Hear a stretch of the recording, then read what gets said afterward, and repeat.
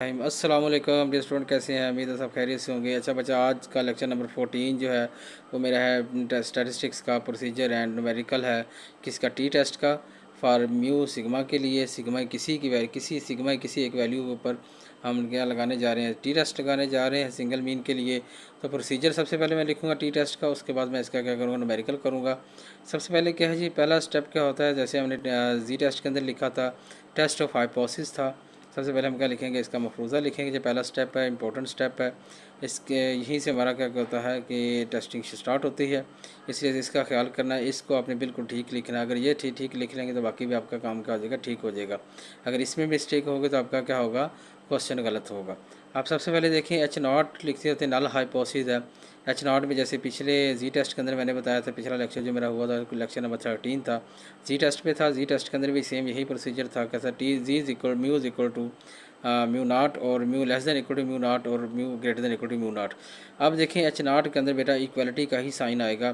जो इक्वलिटी के बगैर होगा वो किसके अंदर आएगा, एच वन के अंदर आएगा। एच वन क्या चीज़ है, हमारे पास अल्टरनेटिव हाइपोथेसिस है।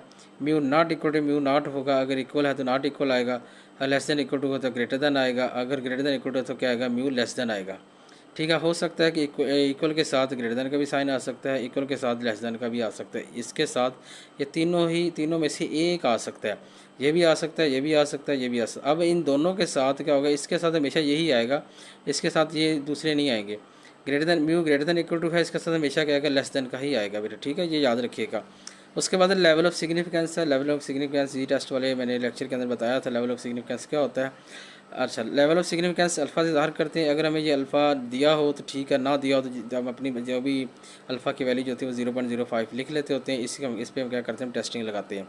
टेस्ट स्टैटिस्टिक क्या होगा, T is equal to X bar minus mu naught over S over under root. जब टी टेस्ट कब लगाते हैं, जब हमारे पास क्या होता है, पॉपुलेशन वेरिएंस मालूम ना हो, सिग्मा यानी कि पॉपुलेशन वेरिएंस सिग्मा स्क्वायर और सिग्मा स्टैंडर्ड डेविएशन ना मालूम ना हो, और एन हमारा क्या हो, लेस देन 30 होगा, तो हम क्या लगाते हैं, टी टेस्ट का यूज़ करते हैं बेटा। ठीक है।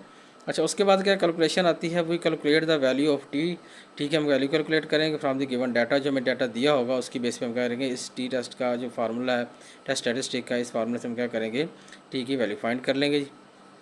उसके बाद क्या आता है, क्रिटिकल रीजन आता है। क्रिटिकल रीजन के अंदर क्या है कि सबसे पहले देखें, हम एच वन की वैल्यू को देखते होते हैं। एच वन के अंदर कौन सी कंडीशन आ रही है। अब नॉट इक्वल आ रहा होगा तो हम क्या लगाएंगे, नॉट इक्वल के लिए ये वाला क्या लगाएंगे, क्रिटिकल रीजन यूज़ करेंगे। T mod greater than equal to T alpha by two V degree freedom. ठीक है बेटा। अच्छा, अब अगर मॉड वाला यूज़ नहीं करता, ये नॉट इक्वल जो होता है हमारे पास, ये नॉट एच वन के अंदर नॉट इक्वल का साइन आएगा, तो इसका मतलब ये टू टेल टेस्ट होता है। टू टेल टेस्ट के अंदर बेटा देखें, टी के लिए हम ये वाला भी क्रिटिकल रीजन यूज़ कर सकते हैं। अगर आप टू दोनों यूज़ करना चाहें, दोनों का मतलब है कि ग्रेटर देन और लेस देन वाला, उसके लिए भी ये भी यूज़ कर सकते हैं। लेकिन यहाँ पर अल्फ़ा अकेला अल्फ़ा है, यहाँ पर भी अकेला अल्फ़ा, यहाँ पर क्या होगा, ये अल्फ़ा बाई टू हो जाएंगे। एक दफ़ा ये लिखेंगे, एक दफ़ा ये लिखेंगे, दोनों की वैल्यू निकाल लेंगे। हमारा क्रिटिकल रीजन क्या करेगा, इन दोनों के दरमियान में लाई करेगा। क्रिटिकल रीजन क्या होगा, एक ग्रेटर देन की तरफ आ जाएगा, एक लेस देन की तरफ आ जाएगा। यानी कि सेंटर वाला एरिया जो होगा हमारा का एक्सेप्टेंस रीजन होगा, जो साइडों वाले होंगे हमारे क्या होंगे, रिजेक्शन रीजन होंगे। लेकिन उससे इतने लंबे जुड़े चक्कर में ना जाए, बेहतर यही है कि ये वाला आपका क्रिटिकल रीजन यूज़ करें जब हमारे पास एच वन के अंदर नॉट इक्वल टू का साइन आए तो। ठीक है बेटा, आपने यही यूज़ कर लेना। उसके बाद देखें, अब वी यहाँ पर अल्फ़ा पता है कि अल्फ़ा का लेवल ऑफ सिग्निफिकेंस होता है। वी क्या डिग्री फ्रीडम होता है। ये देखें, V is equal to N minus one degree freedom. ठीक है बेटा, ये डिग्री फ्रीडम होगा। वी की वैल्यू निकालने का फार्मूला जो होगा एन माइनस वन होगा। इफ़ एन एच हमारा ग्रेटर देन की साइन ग्रेटर देन हो एच वन के अंदर, यानी कि एच वन के अंदर ये वाला आता है टेस्टिंग, तो हम क्या करें, ग्रेटर देन आ रहा तो ग्रेटर देन के लिए हम क्या करें, T greater than T alpha V degree freedom लेंगे। अगर हमारे पास इफ़ एच वन के अंदर क्या लेस देन आएगा तो हम क्या लेंगे, T less than minus T alpha V degree freedom लगाएंगे। उसके बाद क्या होता है, कंक्लूजन होता है। कंक्लूजन के में क्या होता है कि इन कंडीशंस के अंदर कोई भी ये जो हम टी की वैल्यू फाइंड करते हैं, ये हमारी क्या होती है, कैलकुलेटेड वैल्यू होती है। ये वाली जो वैल्यूज़ होती हैं हमारे पास क्या होती है, टेबल वैल्यू होती हैं। अब अगर ये कंडीशन अगर इनमें से एक होगा, ये भी हो सकता है, ये भी हो सकता है, ये भी हो सकता है। अब अगर इन जिनों में से कोई भी एक हो, हम उसमें देखेंगे कंडीशन अगर ट्रू है, मैं जी टेस्ट के अंदर मैंने बताया था ट्रू कैसी होती है। ट्रू है तो क्या करेंगे, हम रिजेक्ट करेंगे एच नाट को। अगर फॉल्स है तो क्या करेंगे, एक्सेप्ट करेंगे एच नाट को। तो ये मैंने बताया। अब इसके न्यूमेरिकल एग्जांपल के लिए हम क्या करते हैं, अगले पेज पे चलते हैं। नेक्स्ट इसका एग्जांपल मैं करवाता हूँ आप लोगों को।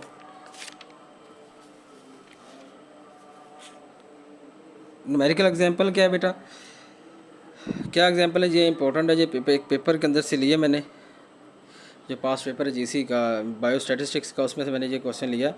Given the following in information, N हमारे पास क्या 16 है, सैम्पल मीन हमारे पास दिया हुआ है इज़ 11 है, सैम्पल स्टैंडर्ड डेविएशन हमारे पास जो एस है 8.1 है, test the hypothesis that mean of the population, population का मीन इज़ मोर देन 10 है। लेकिन हमारे पास ये इन्फॉर्मेशन दी हुई है, हम इसकी बेस पे क्या करेंगे, टेस्टिंग करेंगे। हम देखेंगे कि जी टेस्ट लगाना है या टी टेस्ट लगाना है। ये कब देखेंगे हम, टेस्ट के पहले डाटा देखेंगे, डाटा लिखने के बाद फिर डिसाइड करेंगे हमने इस पर जी टेस्ट लगाना है या टी टेस्ट लगाना है। अब देखिए सबसे पहले लिखा एन इज इक्वल 16 हमें गिवन था, ये एन इज इक्वल 16 दिया हुआ था। उसके बाद एक्स बार इज इक्वल 11, यानी कि सैम्पल मीन जो था वो एक्स बार होता है, वो 11 दिया हुआ है। सैम्पल स्टैंडर्ड डेविएशन क्या होती है, एस डी या एस लिख लें या एस डी लिख लें, बात एक ही है। एस हमारे पास कितना 8.1 दिया हुआ है, और उसने टेस्टिंग के अंदर म्यू भी बताया हुआ कि population mean is more than 10 के, पॉपुलेशन मीन जो है वो म्यू जो है ग्रेटर देन 10 है। ठीक है बेटा, अब ये हमने लिख लिया टेस्टिंग में। अब देखिए हमें इस डाटा को देखते हुए हमें नज़र आ रहा है इसके अंदर पॉपुलेशन वेरिएंस, ना पॉपुलेशन वेरिएंस दी हुई है ना पॉपुलेशन स्टैंडर्ड डेविएशन दिया हुआ है। अब दोनों चीज़ें गिवन नहीं थी, तो फिर हम क्या करेंगे, दूसरे नंबर पे क्या चीज़ चेक करेंगे, सैम्पल साइज़ चेक करेंगे। सैम्पल साइज़ देखें बेटा, सैम्पल साइज़ हमारा कितना है 16 है, यानी कि 30 से बिलो है। 30 से बिलो होता है तो हम क्या लगाएंगे, पॉपुलेशन वेरिएंस भी मालूम ना हो, स्टैंडर्ड डेविएशन भी गिवन ना हो, और जब एन हमारा लेस दैन 30 होगा तो हम क्या लगाते हैं, टी टेस्ट का सहारा लेते हैं। ये टी टेस्ट का हमने पहले प्रोसीजर लिखा था, उसी को सहारा लेंगे, उसी को फॉलो करेंगे। टी टेस्ट ऑफ हाइपोथेसिस क्या है जी, एच नॉट नल हाइपोथेसिस, एक म्यू इक्वल टू 10 लिखा मैंने। अब हमें गिवन क्या था, म्यू ग्रेटर देन था, वो H1 की वैल्यू थी, म्यू ग्रेटर देन 10 था। अब मैंने यहाँ पर इक्वल लिख लिया, इक्वल लिख लें तब भी ठीक है बेटा, लेस देन इक्वल लिख लेंगे तब भी ठीक है। अगर इक्वल लिख लो तो इक्वल लिख लो तब भी ठीक है, दोनों में जो मर्जी यूज़ कर सकते हैं, लेस देन इक्वल टू भी लिख सकते हैं और इक्वल टू भी लिख सकते हैं। अच्छा, उसके बाद आता हमारा नेक्स्ट स्टेप था लेवल ऑफ सिग्निफिकेंस था। लेवल ऑफ सिग्निफिकेंस इसके अंदर नहीं दिया हुआ है, इस डाटा गिवन में देखिए आपको नज़र नहीं आ रहा ना, नहीं दिया हुआ है। इसका मतलब अल्फ़ा हमारा क्या होगा, 0.05 होगा। सल्लल्लाहु अलैहि वसल्लम। टेस्ट स्टैटिस्टिक क्या लिखेंगे, T is equal to X bar minus mu naught over S over N under root लिखेंगे। ठीक है बेटा, एस अंडर रूट लिखेंगे। आगे हम क्या करेंगे, कैलकुलेशन करेंगे। अब हम क्या करेंगे, इसका कैलकुलेशन करेंगे टी की। सबसे पहले टी लिखेंगे हम, आगे लिखेंगे एक्स बार जो हमें दिया हुआ है। एक्स बार देखिए यहाँ पर मैंने कितना लिखा हुआ, 11 लिखा हुआ, आप एक्स बार की वैल्यू 11 लिखें, माइनस म्यू नॉट हमारे पास यहाँ पर है कितना है जी, 10 है, 10 लिख लें, ओवर एस हमारे पास कितना दिया हुआ है, एस टी यानी कि 8.1 दिया हुआ है। और उसके बाद एन हमारे पास कितना है, ये देखें एन हमारे पास 16 है, 16 का रूट ले लें। ठीक है बेटा, अब जब 16 का रूट लेंगे तो आप 11 में से 10 माइनस किया कितना आ जाएगा, 1 आ जाएगा।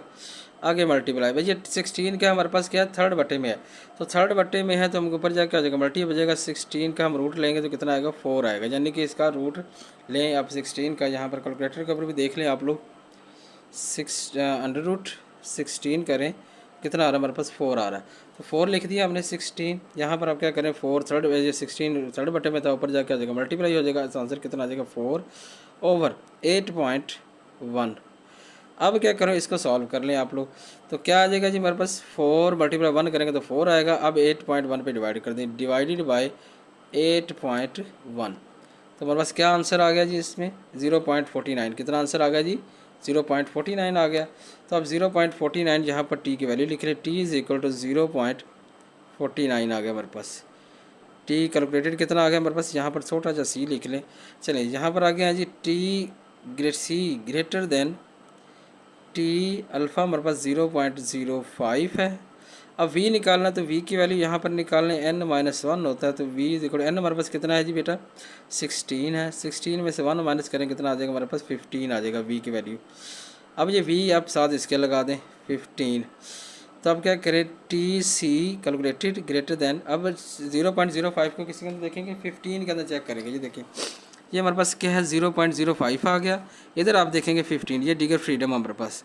अब इधर देखें, ये हमारे पास आ गया 15 आ गया, और ये हमारे पास आ गया 0.05, ये देखें 0.05, और ये वैल्यू बनती है 1.753, 1.753 इसका आंसर है जी, कितना 1.753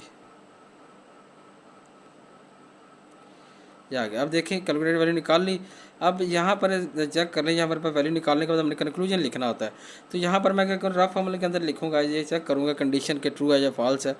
अब टी सी ग्रेटर देन 1.753, अब टी सी हमने कितना निकाला 0.49, बड़ा है 1.753 से। तो क्या ये 0.49 या 0.49 बड़ा है 1.73 से?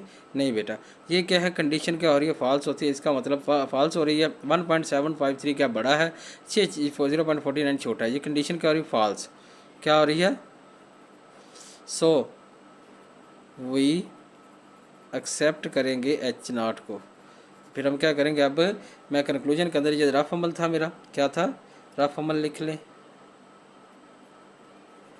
रफ अमल है इसलिए मैं इसको रखें आपने रफ अमल में, यहाँ पर कैलकुलेशन के समझाने के लिए लिखा है। अब यहाँ पर कैलकुलेशन के अंदर क्या लिखेंगे हमने, फॉल्स है तो क्या करेंगे, एक्सेप्ट H0। तो क्या हो रहा है, जो हमारी कैलकुलेटेड वैल्यू है फॉल कर रही है किस में, एक्सेप्टेंस रीजन में। तो इसका मतलब हमारा क्या होगा, कंक्लूजन क्या होगा, ये निकला कि H0 जो है ये एक्सेप्ट होगा, H1 क्या होगा, रिजेक्ट होगा। इसका मतलब जो उसने अपोसिस दिया हुआ था उसका मफरूज़ा गलत था। इसका मतलब हमने क्या बताया कि म्यू इक्वल है 10 के बराबर, बड़ा नहीं है 10 से, लेकिन म्यू 10 के बराबर है। जैसा हमारा आज का लेक्चर बेटा। अगर किसी को कन्फ्यूजन हो, कोई लेक्चर हो, पूछना चाहे पॉइंट, तो मेरा कमेंट में पूछ सकते हैं। शुक्रिया बेटा, जज़ाकल्लाह, अपना ख्याल रखिएगा, अल्लाह हाफिज़, मिलेंगे नेक्स्ट लेक्चर में।